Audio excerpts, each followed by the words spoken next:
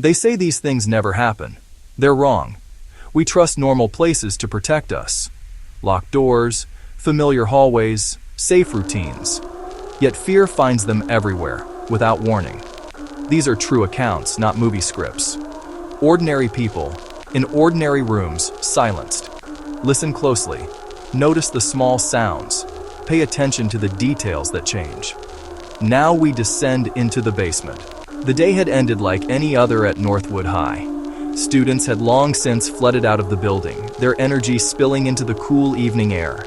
Their chatter about weekend plans, their laughter, all of it had faded into the late afternoon, leaving behind a profound quiet. For Michael, a janitor at the school, this was the quietest, most peaceful part of his shift. He was working late, tasked with clearing out some old furniture from the school's sprawling labyrinthine basement. The time was just past 7 in the evening.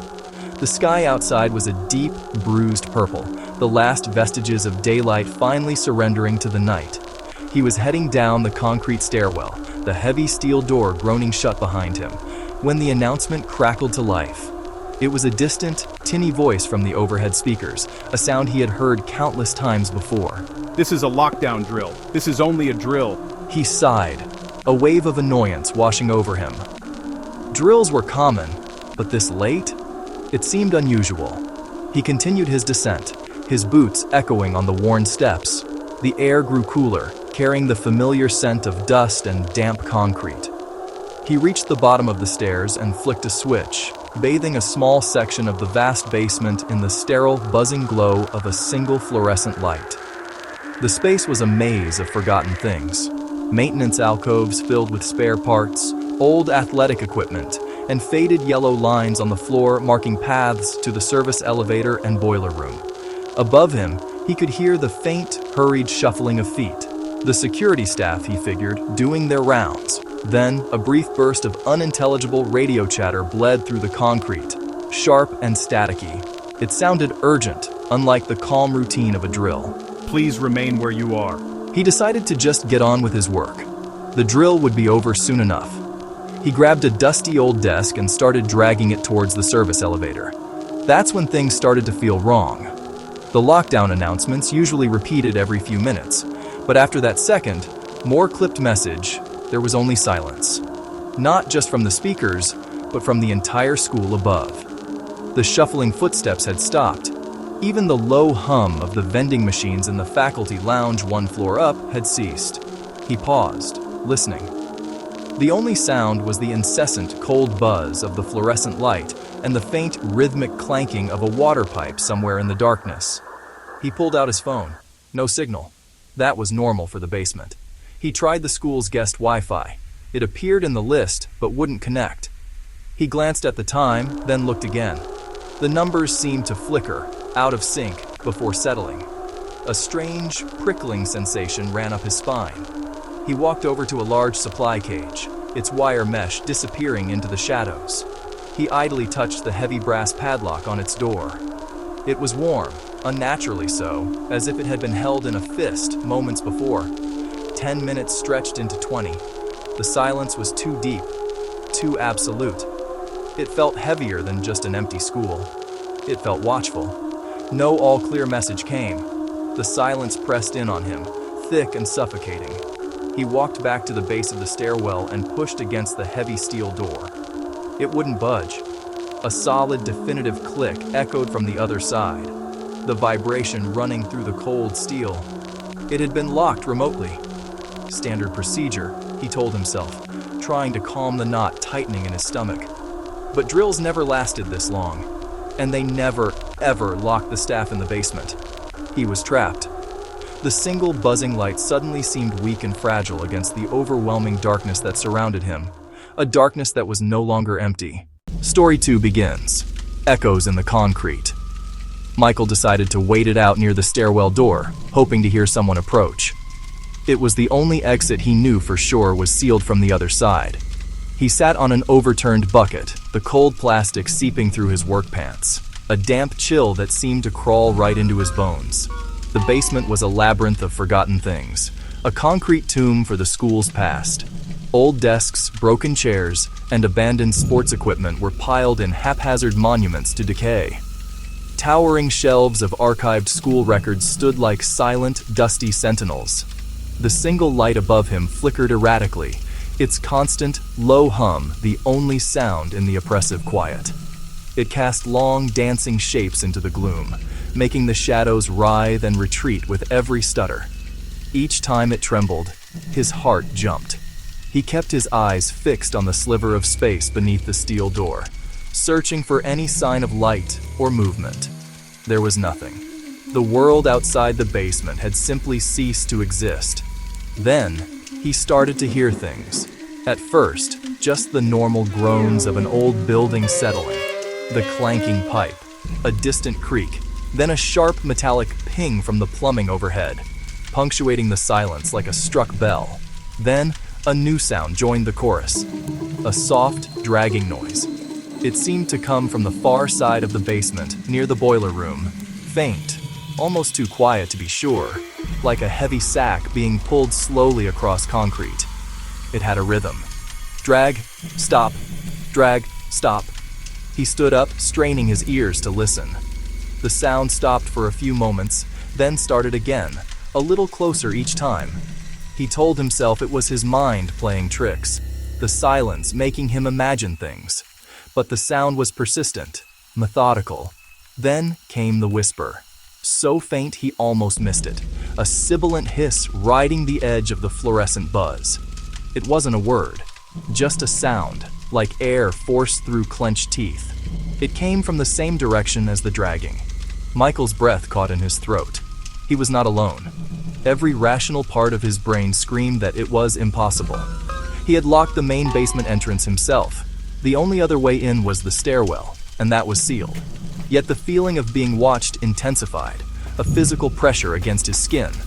He grabbed a heavy iron pipe from a pile of old plumbing supplies, knuckles white. The makeshift weapon felt flimsy and useless, but holding it was better than nothing. He tried to control his breathing, counting the seconds between the dragging sounds. 1, 2, 3. Drag. 1, 2, 3. Drag. He backed away from the stairwell, moving deeper into the shadows, putting as much distance as possible between himself and the noises. He found a spot behind a tall metal shelving unit, peering through a small gap between dusty boxes of old yearbooks. His view was of the boiler room entrance, a maw of deeper blackness. The dragging sound stopped. The whisper died. The silence that returned was worse than the noise. It was a silence that was waiting and listening. Through the gap, he saw it. A flicker of movement. A shape detaching itself from the shadows near the furnace. It was tall, impossibly thin, its limbs articulating at angles that felt wrong. The air grew frigid. Michael's breath crystallized in front of his face. The figure glided. It didn't walk. There were no footfalls. Just a silent, fluid drift across the concrete before it melted back into the darkness. The pipe slipped from his numb fingers, clattering onto the floor with a deafening clang. Panic shattered his paralysis. He scrambled backward, turned, and fled, not daring to look back. His only thought to get back to the sealed door, back to the only sliver of the world he knew was real. Section 3. The Unseen Presence. Minutes bled into an hour. Crouched behind the shelves, Michael remained perfectly still, his senses on high alert. The only movement was the slow, steady drip of water from a leaky pipe in the dark. The basement's chill had sunk deep into his bones. He could see his own breath fogging in the air. The initial adrenaline had faded, replaced by a gnawing, grinding fear. He scanned the visible portion of the basement, a narrow lane of concrete floor under a flickering light. Nothing. It was completely empty. But the feeling of a presence was undeniable. A palpable weight in the air, a static charge making the hairs on his arms stand on end. He decided he had to know. The uncertainty was more terrifying than the discovery. Taking a slow, silent breath, he began to move. He crept along rows of shelves using mountains of forgotten school history as cover. His goal, the boiler room. At the far end of the basement, a smaller, self-contained area where the dragging sound had come from. Each step was a monumental effort, his work boots feeling like lead weights. The silence was absolute, broken only by the frantic pounding of his heart. As he neared the boiler room, a new smell hit him. Not the usual scent of oil or hot metal, a strange, organic odor, damp soil, spoiled meat. The smell was faint but deeply unsettling, and grew stronger the closer he got. The door to the boiler room was slightly ajar, a sliver of deeper blackness against the gloom. That was wrong. He remembered checking it earlier. It was always kept shut and locked. A cold wave of dread washed over him. Someone or something had opened it. He flattened himself against the wall by the doorway, cold concrete against his heated skin. He held his breath, peered around the doorframe. The boiler room was cavernous, dominated by the hulking old furnace.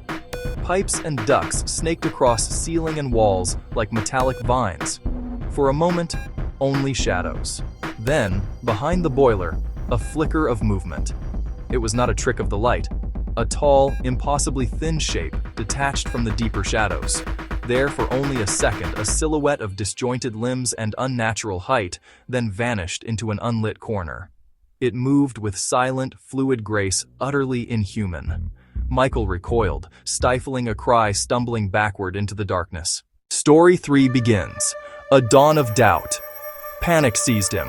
A primal, unthinking flight response. He didn't think. He just ran. He scrambled back through the maze of shelves, his breath coming in ragged, painful gasps. The iron pipe he was holding, his only pathetic weapon, clattered to the floor, the sound echoing like a gunshot in the dead quiet of the basement.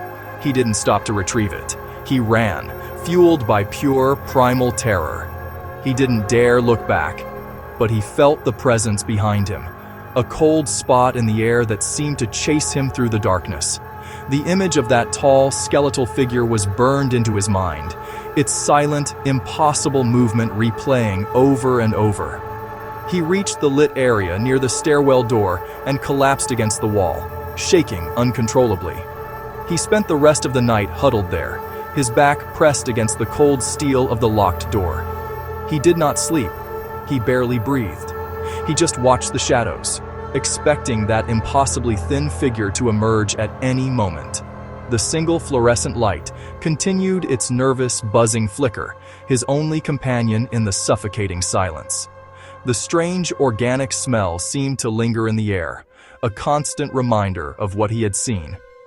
The hours crawled by with agonizing slowness. He had never known a silence so complete, or a darkness so alive. Just as the first hint of dawn began to filter through the tiny, ground-level windows, he heard a sound. A key turning in a lock. The heavy steel door to the stairwell swung inward with a loud groan, flooding the landing with the bright, clean light of morning. A security guard stood there, his face a mixture of confusion and concern. Michael, what are you doing down here? The whole school went into a real lockdown last night. Police incident a few blocks over. We've been sweeping the building since 5 a.m. The system logs show the mag locks on this level engaged at 7:12 p.m. You've been stuck down here all night? The guard's voice sounded distant, unreal. Michael could only stare, his mind struggling to connect the guard's simple explanation with the horror he had endured. He was eventually helped out of the basement, his limbs stiff and cold.